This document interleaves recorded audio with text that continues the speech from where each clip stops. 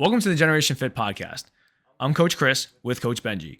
Today, we went over if we were to go back in time with the knowledge that we know now, what would we do to look our best?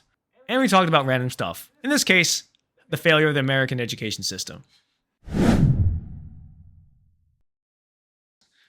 So I saw on my feed the other day that the people believing in higher education in America has dropped precipitously from What a word. from all different categories of political stances. So you have generally conservative people. It was a percentage of like 57%, now down to about 42. And then you have even the liberal side, which they deemed higher, so it was like 73%, and now down to about 60. And then you had the moderates, or no political affiliation, and most of those families thought it was about 65. Now it's down to about 52. So it was a precipitous drop of like 10-15% of almost every single one across the board. After how many years difference was that? To 2015. 2015 to now. Okay, that is a big difference. I mean, it makes sense. Yeah, it really doesn't make any sense. I think when I looked at those numbers, obviously it's just a survey and it's all only between 150,000 people. Even with those confinements, you just gotta think to yourself, 30 years ago, 40 years ago, when my parents were coming through this country and going through the process of going through higher education, everybody else didn't have higher education. The average person didn't have it. So they were taught to get a bachelor's, a master's, and then you were ahead of the curve because of the part of you having that degree. You have learned a skill set particular to the workforce. And yeah, there's a specific ROI too, right? Like when we talk about this a lot, and I always give the example of an investor. And an investor, they're going to say, okay, I want at least a 10% ROI on this investment. Otherwise, it's a horrible investment. And if you look at what's happening for 4 years, how much money people are going into debt, and then the job they're getting after that, it's not even close to that percentage of ROI. So it really makes no logical sense. And then I think I can't cite the exact statistic where it comes from, but I think it's something like 50% of people don't even attain the job that's close to what they went for their degree. Oh yeah, I could tell you so many people, especially my friends or the parents of my friends, that they got a psychology degree or a philosophy degree, Yeah, or some communications degree. you're like a salesperson now. Yeah, and one of them became an insurance broker. Yeah. The other runs his own business. It really became down to like it didn't even matter. I guess the game then was if you had a degree, you were ahead of everybody else because you were in like the top, let's just say 20%. And employers viewed it that way. Like Yeah. now most employers are starting to do away with it. Maybe not like a Goldman Sachs or something like that, but Goldman, yeah, but a lot of different, yeah. Well, yeah, especially the older companies, especially the banks, they are definitely still in that realm for the most part. Because I do have a friend there that talks about that stuff. But nowadays, to me, it's not worth it because a lot of times through the skill of the job itself is where you learn the most. So if I were to look at Absolutely. two people now, even as a small business here, I would rather see somebody that has gone through the actual skills themselves, or at least attempt them, or been through the job before, rather than the person that is coming out fresh out of school. Majority of the time, not all the time, just in general, it's like I'd rather have somebody with more years experience, when obviously you get to the whole conundrum of you have no experience, but you just got a degree, so you have to get experience to get the job, right? So You spend money. You spend money for 4 years. Like, let's say you're gonna get a degree for a job that you don't absolutely need, right? You spend 4 years on going into debt and then getting a job where you don't have enough experience to make more money. Whereas for that 4 years, you could have gotten really good at that job while saving money, and now have had more money and been so good at the job that experience compounded, and you're making even more money. So I think it makes no sense for basically any job where you're not required to have a degree. I think for most of them, it doesn't make sense to go and get one and go into debt, especially with how expensive it is. And it's just such an unforgivable debt. And for someone like us who are business owners, to me, that makes zero sense whatsoever, because going to school to learn how to run a business in a textbook style is like going to school to make it to the NFL. Like, you study film every day and the professor's like, all right, see how Christian McCaffrey like ran through that gap right there? Like, that makes no sense, right? Because that's like expecting from studying film that you're going to end up on an NFL football field. It makes no sense. So why am I going to go read out of textbooks and listen to what someone has to tell me and not act on it. Like it would be equivalent of with the NFL analogy. If I went to learn from a professor, it would be like expecting to read all those textbooks and then make $1 million business the next year. Like, it makes no sense. Yeah. So I basically was thinking about how a lot of my clients and how they are teaching their kids that they're not going to send them to school unless they were going to do something in the medical profession or in anything requiring a degree to practice a certain skill, lawyer, doctor, anything in those fields. But as I'm thinking more for the education of my child, I'm already thinking that it's either private school or homeschool. I'm not letting him go through the public education system because I think the public education system failed me. And I also didn't fit within it very well either. I was a very active person. I was a very troublesome kid too. I just always wanted to move and do things. I still do to this day. Hence why I fell in love with training. But in my take of it, we learned so many things that we don't need to know. Sure. Different ways to learn. That's why I as I look back, I obviously appreciated like the education that I got. But it was also a lot of pushing of of a narrative that, how to vote a certain way, that, it was all black and white. This person was bad in history. This person was good. Yeah. Their ideals were these ideals are bad. And then you look back now, it's like, man, it's actually completely the opposite way of what the education system taught me. So in terms of even for my kid, I want to teach him basically more of business, finance, ethics, theology. Even though I wasn't the best at a lot of those things, it's that he will be a lot further up forward. And then for my clients, a lot of my clients don't even know basics of history. To be fair, they don't even. I would say most of my kids that are under 15 years old for training, a lot of them either got their way through high school because they were, especially the COVID kids now, they graduated in like being outside of the school. So they were at home, they could cheat, they could use Google, they had open references all the time. They didn't have to do a lot of thinking. Everybody did collaborative work. If it was individual homework, if you had a crazy math problem in Algebra 2, these guys were just passing the answers. Yeah, you didn't have to use your brain. Yeah, because you're not confined to an area. You are going over the internet, which is interchangeable of information within literally less than a millisecond. But I think the biggest takeaways from that was that they didn't know a lot of the historical people and events that affect today's lives, or at least the ideas. And They don't know shit. Yeah, so when I always asked, because I am Taiwanese, not that it really matters anyways, but my family obviously lived through the reign of Zedong. So I always asked kids what they learn at school because they teach me more than I teach them outside of the gym. And they don't know who Zedong is. They don't know who Stalin is. They do kind of know who Mussolini is, but I think Stalin and Zedong are the two that they don't know at all. Yeah, they know Hitler, and then that's it. It's like Hitler bad, everyone else we don't know who he is. Yeah. I mean, and Hitler's bad, by the way. Imagine I said it in like the wrong way, and it's like, wait, so you're saying Hitler's a good guy? Clip it. yeah, clip that one thing. But yeah, so I mean, I can talk about my experience because I went to high school a little bit more recently than you did, and it was essentially Nazism for for the world history class, it was like Nazism for the longest time, and then Stalin for maybe like 1/12 of that amount of time. It's like, oh yeah, Stalin over here, like he also killed 20 million people. That was bad, blah, blah, blah. Next page.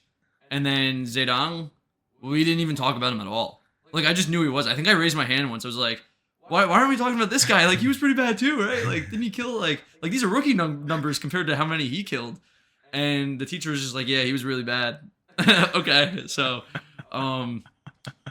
yeah, it's very strange. It definitely has something to do with a certain narrative, I think, because if they can paint, basically if they could do a study, it's good to study all of these people, but if they can do a study just into Hitler and say that that's right wing, especially being that the teachers unions basically owned by the left. So if they could essentially say like, oh, they could associate Hitler with the right wing and then just study him and be like, that's bad, like all authoritarianism is from the right, then they can't talk about authoritarianism from the left as much, and then like that ideology, there's no room for that to bleed in at all.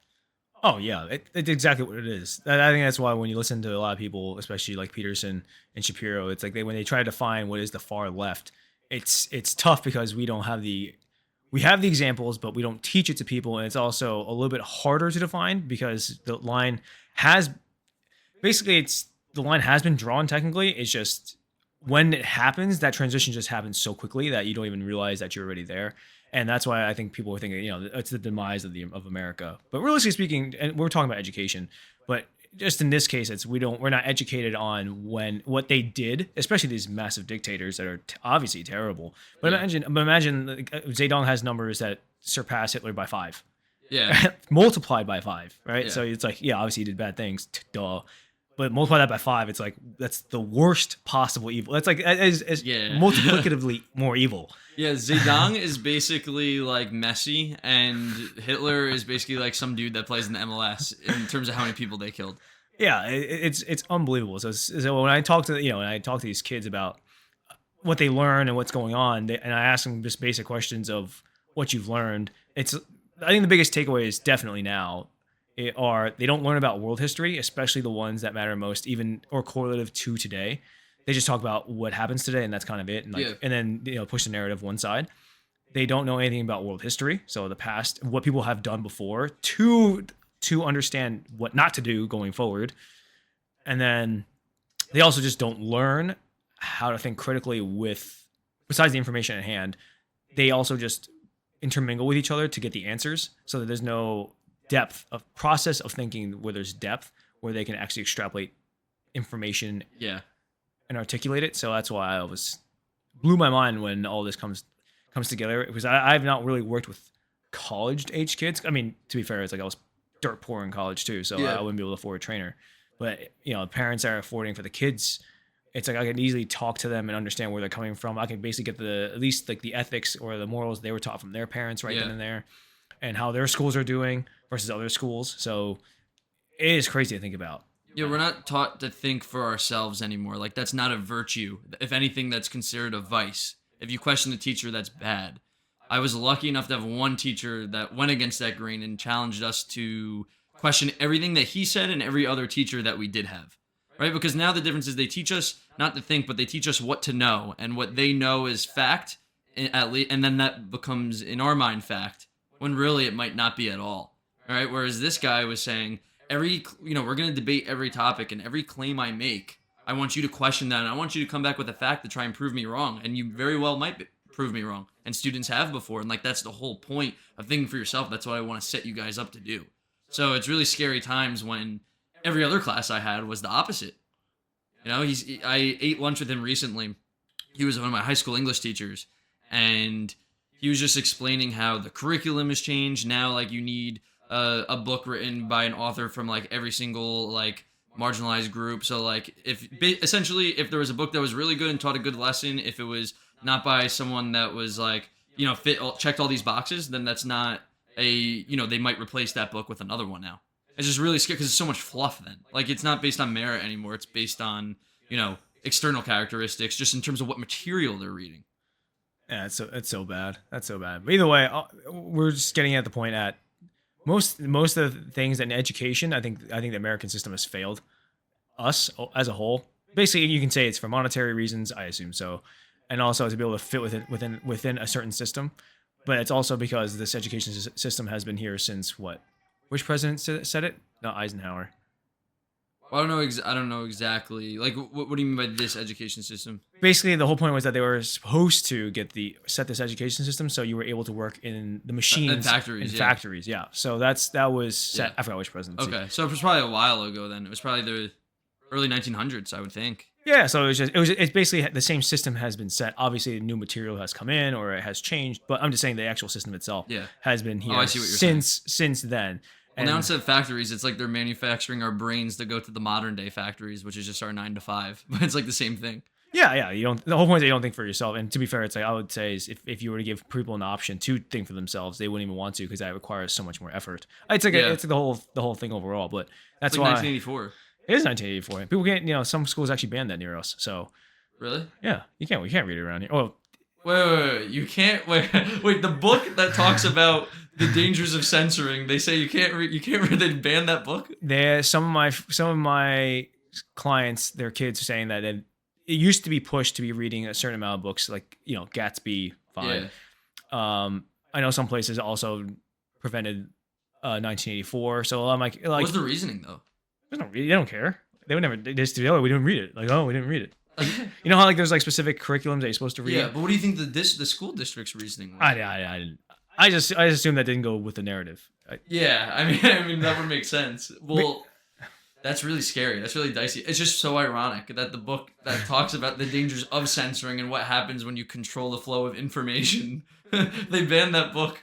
We get censored for this podcast Yeah, just because it's we're just- talking about the censoring of the. Of things. Yeah, it's like 3 layers. It's like that movie Inception with DiCaprio. Yeah. That's crazy. It's basically what's gonna happen. But at the end of all this, it's just like I've been thinking about my kids' education, and it's gonna be tough. I really think it has to be like a really prestigious private school on its own, and me paying for it, or that we have homeschooling for him, because I don't think I've lost the trust of the American education system. And to be fair, just a personal anecdote, I remember going in through school and what was it 2008, 2012.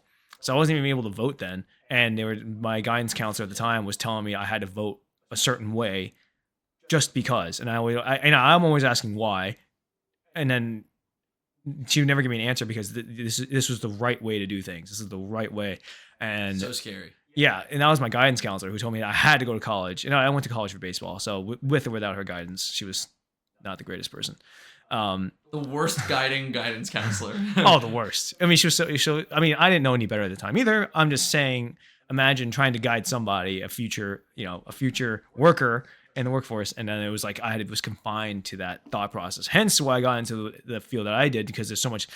Now on the whole other side, there's so much leniency, too much leniency, honestly, on information, which is training, nutrition. A lot of like the governing boards are you just have to be 18 years old, have a high school diploma or a GED, pass a test. Yeah. And that's it. So And to be fair, it's also the employers that make it like, you know what I mean? It's like 2 layers. It's like, okay, that could be true, and then the employers could be more stern and then force the testing essentially to be harder, but they don't. You know what I mean? Because it doesn't align with their business model if they can get away with it. But I want to go into that in a second. The other thing I just want to say, like to touch back on what kids do not know these days, and I've already told you this story, but for the viewers listening, when I worked at in person as a trainer, I did videos for the gym, and I would go around and I would interview people. So instead of interviewing about fitness topics on the 4th of July edition, I dressed up in a USA onesie with the sleeves cut off, like full outfit, like glasses, like USA glasses, bandana, and I asked 3 questions. I think it was, what year was the country founded in? Who is the vice president under Trump? I think I asked. And then the third one was, I think it was something so simple. It was like, how many stars are there on the flag? How many stars? That represents the states, right? Everyone knows 50. So, first of all, like one person got 1776 right. So, people are telling me, 1980. Someone said 1976. They were closer by 200 years off. It was crazy, though, right? And then people were just, 1755, like random numbers they're throwing out. Like, this is amazing. Like, this should be required. Like, if you're an immigrant and you have to pass the test, you need to know this to become a citizen here. So it's like the immigrants know more about our country's history and appreciate it more given their circumstances and also what they're essentially required to know. And then the second one was, who was the vice president under Trump? Someone didn't know, but they just said, a really bad guy, though. I don't know who it is, but a really bad guy. And then I'm like, all right, who's the current vice president? And she's like, I know it's a lady. Probably not a good person either. Okay, so you know nothing. You're just making assumptions about everyone. And then I asked one of her friends about the stars. And she was, I don't remember what number. I think she said 52 or something. I was like, yeah, there's like an extra one for Puerto Rico. Sure. Like, that's what I said, like a snarky comment as a joke. And then another girl asked the stripes. And the stripes was like 27. I'm like, where are these 27 stripes coming from? That would be a crazy flag. So I'm like, not even did they not know why there's a certain amount of stripes and the number itself, but clearly I don't know when the last time they looked at an American flag was, because if there was 27 stripes, that would be a crazy flag. Imagine not knowing 27 colonies. Imagine. Yeah, the 27 colonies. That'd be unbelievable. Yeah, so anyways, I just wanted to share that because, I mean, it's really I had seen these videos before on YouTube with these different political figures or just like talk show hosts going out, man on the street interviews. I'm like, yeah, that's funny, but they're in the center of LA or whatever. Like, these people are just stupid, or it's just like a one-off. They were getting the worst interviews. First person I go up to, I get a crazy answer. And I'm like, oh my gosh, like this is real. Like these people really don't know anything. To be fair, I don't know too much about But you know those history. 3 things. Oh, I mean, yeah, Because that's it's so simple. Yeah, I mean, my dad came to this country when he was 4, so technically I am first generation. So if you know anything about the stereotypes of first generation immigrants, we're the most patriotic people, which I am. I own everything in this house is red, white, and blue. It doesn't help that Taiwan is also red, white, and blue. Not in that order, but in general. Yeah. So I rock everything super nationalist pride for the US of A. But They're gonna clip the word nationalist. They're gonna be like Chris Lee, nationalist. And it's gonna be like B-roll of like Adolf Hitler and shit. yeah, I'm still proud to be an American. I don't care what anyone else Absolutely. thinks. Fuck yeah. I'm still proud. It's just so interesting because everybody, like I said, the narrative is still pushed that we're on the opposite side. But realistically speaking, it's like I'm still very proud to be here because I have family that has traveled, thousands of miles away from an island that was literally under control from a communist regime, and they are still in cahoots with China. So it's like, imagine they're coming from an area where they're censored. They can only make a certain amount. They can only do so much. There's social, like now it's more of the whole social grading system. We're not gonna get into that. But the whole point is I appreciate being here because I could literally think and do whatever I want to do, whenever I want to do, with some confinements. And my God, I could learn something. I could be something. It's amazing.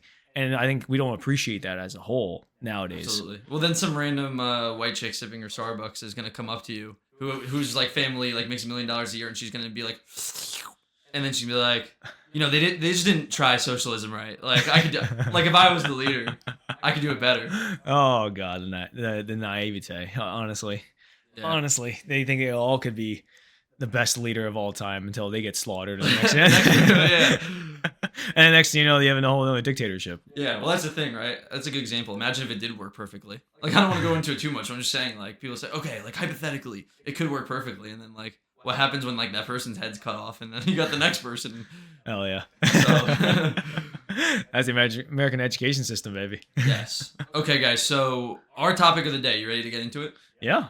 Our topic of the day is if Chris and I were starting over our fitness journeys with the knowledge we know now, what would the steps be that we take right away to build maximal muscle and look our best? Ooh. Okay. So this is a good question. So I feel like we should go into maybe mistakes first, like where you were at.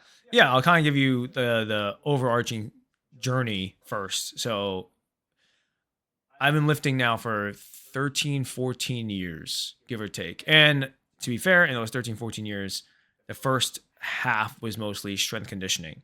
And then a little bit about 3 to 4 years of not knowing what to do and just doing what I knew before. So in this context, that means I wasted a good 7, 8 years total of lifting where I really wasn't progressing after learning just the basics of technique and just lifting hard. Okay, so that's my background overall. I don't know about you. Yeah, I mean, for me, I would say that I made a lot of mistakes that we'll talk about in a little bit, but I would say in the beginning, coming from a soccer background, once I got into lifting, I studied so much that even though I didn't know why certain things were right and certain things were wrong, I think I wouldn't even say intuitively got there. I think I just got lucky to not follow something that was complete dog crap, and because I started a little later than you, and because I had the ability to discern what's right and what's wrong for the most part and just filter through some of the data, I think that I did a better job than most people would when starting off. But I think the biggest mistake I made, honestly, was because I was trying to be so science-based. I made mistakes on trying to be too perfect in my training, and then I overthought it. And then that's probably messed me up. Like, for example, if there was a whole year where I basically just thought I was like Frank Zane, and I was like, all right, like I really got to squeeze, and then like 1,000,000 seconds on the way down, like every rep had to be perfect, and if it wasn't, like I would basically just stop the set, and that was like the worst year of lifting in my life. Like I don't think I built like almost no muscle that time. Like because I was consistent, I still did build muscle, but it was that combined with not eating enough, basically just thinking I was eating enough, but not really eating enough to put on weight and pack on muscle at the same time. I just wasn't progressive overloading because of those two things in tangent not happening. So that was probably the two biggest mistakes. So to sum it up, it was, trying to focus on my programming and form being so perfect that I didn't push myself, and then not eating enough so that I couldn't progressive overload. So those two things combined really messed me up. Yeah, I mean, those are some really big factors in overall progressing in your training. And if I were to go back and to get all the gains I have now, like what I'm currently standing at, so for context, I'm about 5'8" right now. I'm at a lean 170 pounds, probably right around a 10 to 12% body fat. If you want my big three numbers, it's probably something along the lines of like 300-pound bench, 600-pound deadlift, 500-pound squat. Okay, so I lift enough sometimes. It's never enough. But it's never enough. Do I even lift? No, I don't. So that's the context. I would say is I would have gotten to that strength level and then this physique within 4 to 5 years. And I took 14. So if I were restarting, that's how much time I think it would have taken to get here if I knew exactly what I needed to do from the beginning. And the biggest mistakes that I went through were not knowing anything about programming, just doing the big movements, and then doing little to no isolations. Remember, coming from a baseball background, we're not That's allowed common. to press, especially from the horizontal. Basically, you can't do a flat barbell bench press, and then you shouldn't be doing a barbell overhead press or any overhead pressing at all. Which makes sense from that background. Yeah, so Yeah. I had that ingrained in my head. And it's not, by no means, it's not the coach's fault. I just didn't pursue thinking about it more for aesthetic purposes. So first, just not knowing the information, and then holding those beliefs in my brain held me back from just doing those movements to build my chest, build my shoulders, whatever it might be. Along with that, I never hit biceps. I was so having some of the trainees around me. Some guys, I was so deterred by the people that were in the mirrors doing the bicep curls after our workouts because we were supposed to be pushing hard everywhere else. So a lot of us, the mentality was in this strength conditioning that we would push ourselves as hard as we could as a group together and be annihilated. And I'm not saying it's right or wrong, just that was the mentality of the group. And these guys just don't end up doing bicep curls in the end. So I had this like this taste for people doing bicep curls in the mirror with their shirts off, and they were like $150. Wasn't there a rule you said too? Or is Yeah, this yeah, like, yeah. It was like an unspoken rule, or was it actual rule? It was an unspoken rule. It was like after your workout, you basically do whatever you want as long as you're Gotcha. out of the way of the group, of the current group. Yeah. But of course, you had the guys like the chain, shirtless, basically like $150, soaking wet, and then doing like 60-pound bicep curls with their hips. And That was me when I first started too, so that was a big thing. Like I first started. yeah, so right away it was already just bad beliefs that held me back. And then also once I started learning programming, then it was just improper programming, because then all I did was I always prioritized the hardest lifts first no matter what. And then anyone that knows me, I enjoy the big movements more than anything else. So I always perform like the squats, the deadlifts of any sort, bench press first. And that's great, but that means I always got better at those only. So I lagged behind for many years on my arms and my upper body, because imagine squatting first in the cycle or in the day, and then I would go into my bench, row, pull, all that kind of stuff. And I was always so fatigued going into the rest of my lift. So the priority of exercises was a massive issue in those 5 years until I realized, I probably should hit my arms first. Yeah, hit my arms heavy and with good technique, which is clearly something I never did, because all I did was heavy ass compounds and then no arms whatsoever. Yeah, absolutely. Yeah, I would. Maybe the thing that would be, now that we kind of went over our mistakes and our background a little bit in terms of why we did what we did when we first started. Well, first of all, is there anything nutritionally that you did that like made no sense? A lot.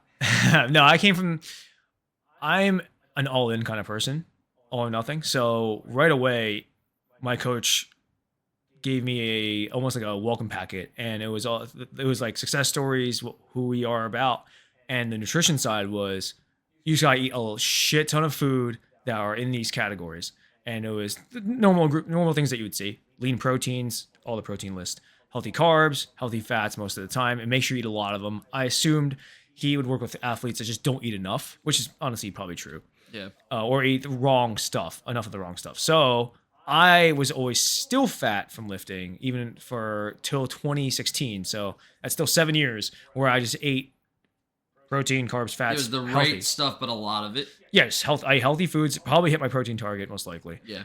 and then just ate a shit ton of food. So you see me have a picture which will pop up somewhere, and it will be like me, like super skinny fat, big gut, and Yeah. then you see me again freshman year of high school. I put on like 25, 30 pounds, and it's like my shoulders Yeah. really don't fit in the frame, but my waist also is in the same spot. So Yeah. I think that okay, so I think this is one of the biggest pieces of or like one of the biggest places people go wrong when they're first starting is they hear like, okay, it's only about the quality of the food, not the amount. And so they eat perfectly and then they still gain weight. So it's kind of a wake up call when you say you could eat perfectly clean, perfectly healthy foods that are really good for you and still gain weight or never lose the fat. So I think that's a big thing that people don't realize starting off. And maybe the other way too, if it's like you're a really skinny guy and I'm like me for example, I was always like, okay, I have to get in shape, so let me like not eat like this random piece of bread over here and just focus on eating like the protein and things that bodybuilders say are good for you. And well, yeah, it just kept me skinny because I didn't know the other part of the equation, which was you got to eat the amount that you need to get to where you want to be.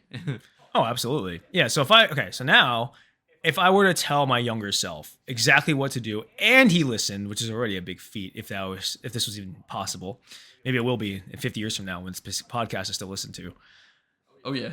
What I would do right away is to tell myself that I would start tracking food right away, not because it's right or wrong, but more so because I didn't know what calories were. Yeah. So I just overshot all the time. Basically, my head was eat enough of protein and calories that it would cover my basis for muscle building. So I definitely built a good amount of muscle. I squatted 405 pounds in 1.5 years of training.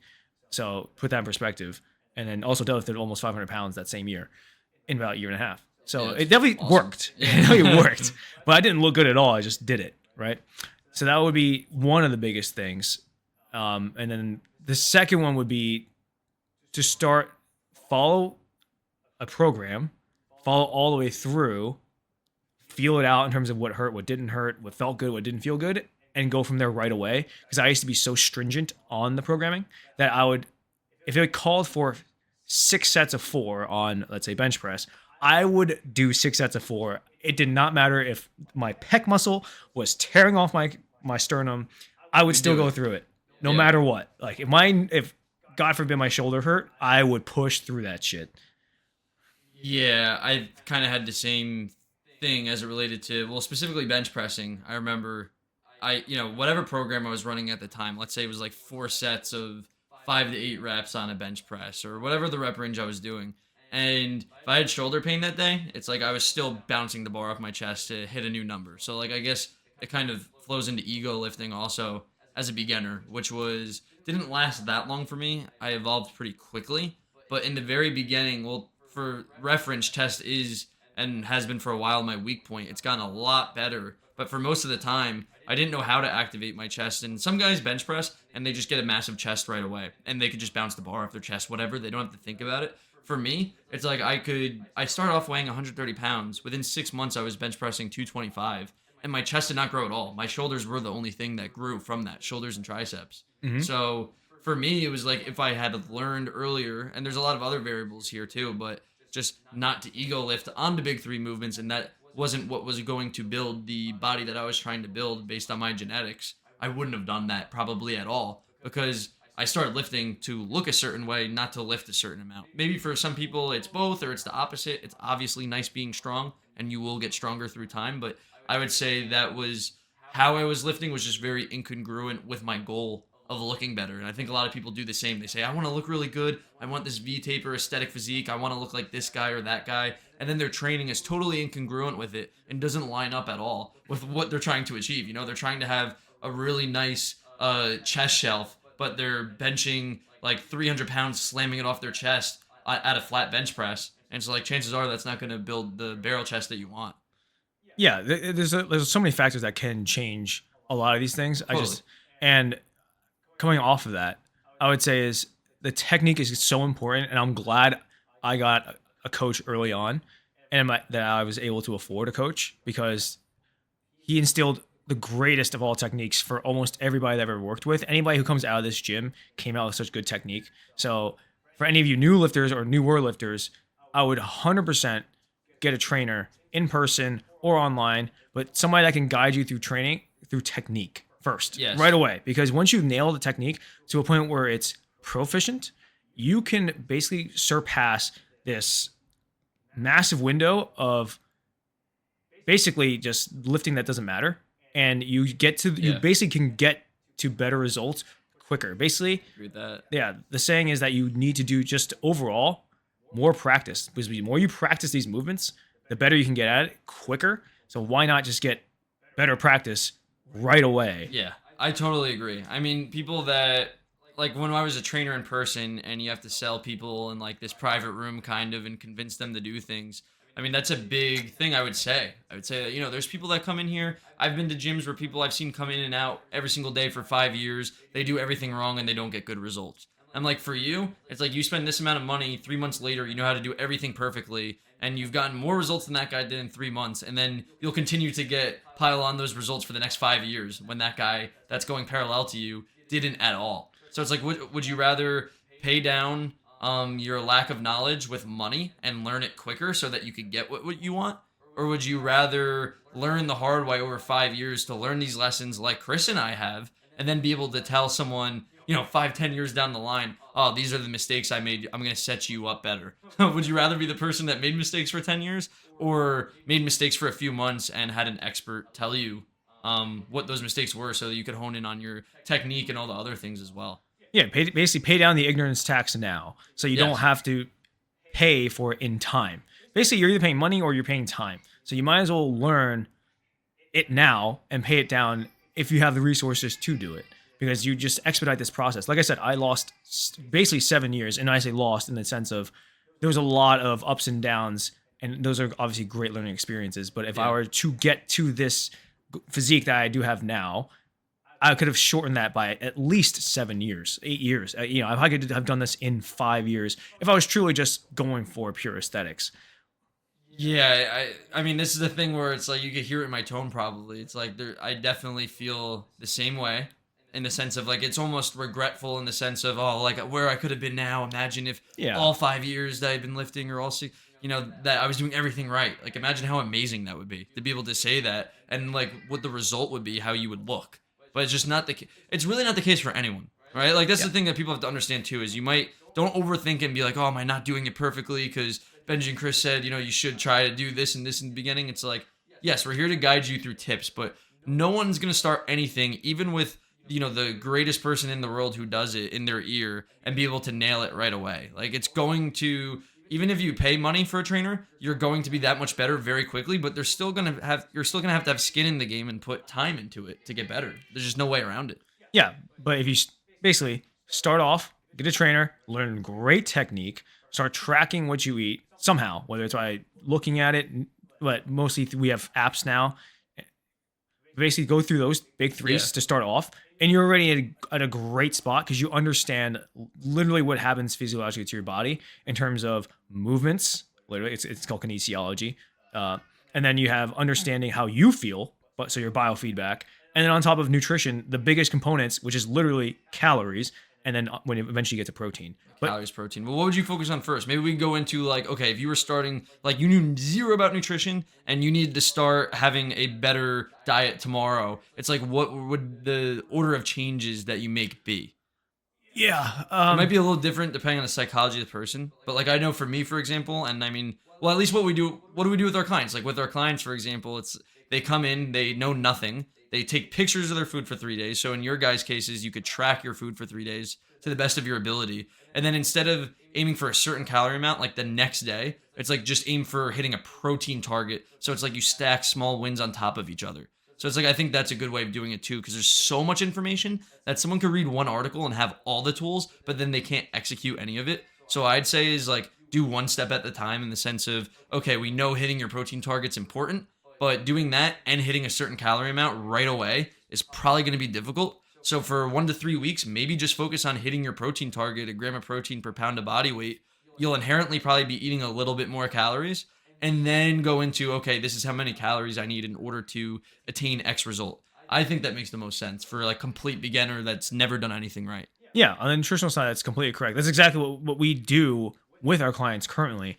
And it's easily the best way to get somebody to understand the importance of nutrition, or at least the points where it takes you the furthest. It's the 20% that takes you the 80% of your nutritional journey already, is just getting to those good protein sources and then hitting that protein amount. And we found out the hard way through our years of work that when we tracked right away and then manipulated the tracking, that's where most clients started to fall off, because Yes. tracking itself is a skill. So when we say we have you track or understand, you need to track eventually to at least understand what's going on. That's just more for you to see how much you're off by. Because even with a trained eye like myself, I can still have a margin of error about 5-10%. Yeah. And the average margin of error for my clients is usually about 40 to 50% off. Yeah. That's a lot. It's like the accuracy versus precise thing. It's like, at least if they're tracking and they're accurate, right? I guess it would be accurate but not precise within, or is it the opposite way around? So accuracy is when generally it's just correct, and then precise is just it's the same outcome almost Okay, every so time. if it's precise in terms of how they're tracking but not accurate, it's like at least they'll be able to make adjustments Yeah. to get where they need to be. So like that's the biggest thing there. Yeah, definitely. But in terms of nutrition, that is the best way to go. And then It's Also- psychological. Sorry, I cut you off, but I just want to say, like, it is psychological in the sense of if you stack those small wins, you're going to be happy with the progress you actually got from just achieving the one task. And then you're going to be more likely to, go into the next phase of training, or go, do the next part of your diet better and better and better. So you're just going to like stack these small wins so that you get those boosts of dopamine. And then you say, okay, like I'm excited to go to the gym now, or I'm excited to eat X food now again, because you saw what it did. Whereas if you're trying to do everything at once, it's just going to be such a kind of shock to your body and to your lifestyle that you're not going to want to continue to do it. yeah, and to follow up with nutrition, once you are starting to eat more protein, then now it's actually harder to hit that protein target. I would go to the next step, which would be to start planning your meals the day beforehand, because you know how hard it is to actually hit 1 gram a pound per body weight for protein. In my case, I'm 170 pounds right now. In context, that would be about 2 pounds of meat cooked if it was just protein in meat per day. So there's no way you're going to go out normally with what you know now and just get 2 pounds of protein. It's very difficult, and it's also very expensive if you Yeah. were to go eat out and get most of it. Absolutely. So if you were to get a shake within there, okay, you knock it down 20 to 40 grams, depending on if you do 1 or 2. Then it's okay. You still have to account for 1.5 pounds of protein somewhere in the day, or of meat. And it's not easy. Just go willy-nilly about it. So the night before, you should plan out what you should be having the next day to get that protein target. And then guess what? Tag along the carbs and fats that you enjoy, generally healthy, and put those into your meals to fit within it. And you don't even have to worry so much about calories just yet, right? Just starting off the first 6 months to a year, I 100% tell myself this and my clients that just figure out your meals the day before, make sure you get enough protein, and pair it with foods that are just generally healthier most of the time. Yeah, I think planning your meals makes it so simple. It might seem stressful in the very beginning, or not even in the beginning. It might be stressful you might think it's going to be stressful, is what I wanted to say, to plan your meals. But then once you do it, it actually becomes so much easier. What's more stressful is never getting the result you want because you're just not conscious of what you're eating. So I'd say like suck it up in the very beginning, in the sense of, like I never normally plan my meals. Just try it for a week and you'll see how different your eating habits are and how quality your meals are. So, we eat basically the same thing every day. So it makes it very easy for us, or at least we have the same structure every day. So it makes it super simple to follow. But the whole point is we plan that structure. If you just picked, 3 main carb sources, 3 main protein sources, 3 main fat sources, and then you have a list of those, you could combine them with each other. That's like 18 total meals that you could combine. So it's like if you just took those sources and at the beginning of the day or beginning of the week, however you want to do it, plan out the meals given those sources that you want to eat the next day. It actually makes it very easy. And it also makes grocery shopping very easy too. So it's just kind of an easy way to start off as a beginner, gathering some of the foods that you enjoy that you'd also be able to, would help you hit your nutrition goals. Yeah, and then realistically, the last one I would have would be to have protein snacks wherever you go, because God forbid you're unable to go somewhere to quickly grab a bite. So the best would be just to have protein snacks around you at all times. And this just goes along with the last point that when I was starting off, you don't really think about getting more protein, especially when you're pressed for time. I was more of a student in high school, so I didn't have the money or the resources to go buy stuff all the time. So I just was like, okay, if my parents were able to get me like a box of protein bars that before my practices, then I could easily eat that and also get to my get closer and closer to my protein target. And with you people going to work, being at meetings, and sometimes you get stuck. Sometimes you're not gonna get that protein target right away, and you just started off with lifting journey. It's like, oh man, you don't want to miss it out on it, so you definitely still need to get protein somehow. So having 2 to 3 snacks in your bag or on you will always be beneficial to you to hit that target. Yeah, you can never have, when you have protein snacks on you at all times, you can never have the excuse that you didn't hit your protein goal day. You can never have the excuse that you were too busy or that you had work or that your schedule was different and threw you a curveball, because no matter what curveball life throws you, you still have a protein snack in your bag or in your car that you're always able to rely on if you're not able to eat like a whole food. So, I mean, and also vacations as well. Like that, it perfectly feeds into that, because a lot of people get fatter on vacations and I get leaner on vacations because, one, I'm walking more. So I never understood that element. I guess people either don't walk as much and they take taxis everywhere on vacations, or they just walk a lot and then eat that much more. But yeah, I mean, if I'm walking a lot on vacation and then I also have protein snacks in a drawstring bag, for lunchtime, instead of having like a hot dog with like a bunch of shit on top of it, or like a triple cheeseburger from a food truck, it's like, okay, I'm going to take out my protein snacks and I'm going to eat those. And then I'm preloading my protein. At the end of the day, I'll have more calories to be able to eat whatever I want on that vacation anyways, and still stay aligned with my goals. So like protein snacks in so many areas of life just works so well. It's kind of a hack in a way, but to us, it seems very simple because it's just a part of our lifestyle now. Yeah, so these are probably the biggest takeaways. So just to kind of bring it back all together, with training, we said to basically get a personal trainer right away. Get somebody to take away the ignorance tax of your time and expedite it right away, and to be able to have somebody take you through the right techniques. And by right, we just mean that you get better and better with technique quicker because you are accountable for it, and then also they can teach you about it. And then also to be basically figuring out from there your best movements, what feels good for you, and that's just through practice, and also brings that time also closer to where you could really be good at it. And then with nutrition, Benji will go over. Yeah, all right. So I'm trying to remember back to what we first talked about. I'm so bad at summarizing things, guys. What was the first one you said that you brought up? Do you remember? Tracking, being aware. Okay, yeah, tracking and being aware. So yeah, guys, there's plenty of apps on the internet to be able to do this. You have MyFitnessPal, MacroFactor. There's free versions, paid versions, but it allows you to just see what's going on and what you're eating to the best of your ability. So I would say that would be number one in terms of nutrition. Not to be so stringent and say you need to eat this many calories and track that. No, just to see what's going on and to be aware. So number one, to become aware. Number two would be, what was number two? Protein. Okay, so yeah, number two is protein, and then aligning that with stacking wins. So protein, instead of focusing right away on calories or exactly what sources of food you're eating at all times of the day, I'd say to just focus on protein, because that's going to stack that first win, that first thing that is very important as a part of your everyday diet that will be a part of your lifestyle from here on out. So stack that win first, get consistent with that, because once you build that consistent habit, you'll be able to do that into posterity, into the future. And then number three was protein snacks. Okay, so protein snacks, guys, like we've talked about, just this was our last tip here, but it's such a hack. If you have protein snacks, you will not have an excuse ever to not hit your daily protein target, your daily protein goal.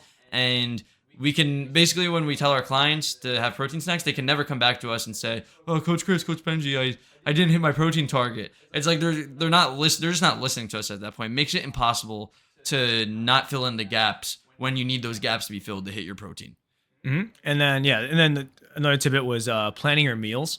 So Yes. Planning the meals the night before just helps you, first of all, take away decision fatigue. So you don't even have to think about it. It's already either going to be prepped the night before, or that you at least know what you're going to get tomorrow if you do have like a cafeteria at your workplace, or that you have a favorite takeout spot that you have nearby. But the whole point is that you know what you're going to eat and where you're going to get it from the day before, so you don't have to think about it the day of.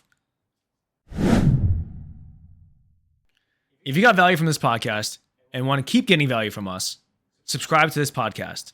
You can follow us on Instagram. My handle, Coach_Chris Lee. I'm Benji_Tucker19.